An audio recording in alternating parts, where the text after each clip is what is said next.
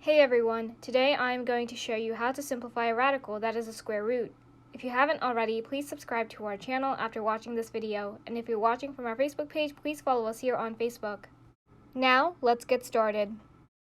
The radical that we are going to simplify is the square root of 72.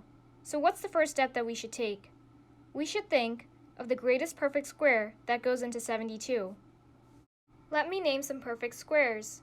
1, 4, 9, 16, 25, 36, 49, 64, 81, 100, and so on. So from the list of perfect squares, which one is the greatest one that goes into 72? The greatest one that goes into 72 is 36. 36 times 2 equals 72. So now let's break this down. Let's break the square root of 72 down to the square root of 36. And then the square root of 36 times what gives us the square root of 72? The square root of 36 times the square root of 2 gives us the square root of 72. Now we have the square root of 36 times the square root of 2. We can break this down even further. What is the square root of 36? The square root of 36 is 6. How about the square root of 2? Can we break down the square root of 2 even further? No, we cannot.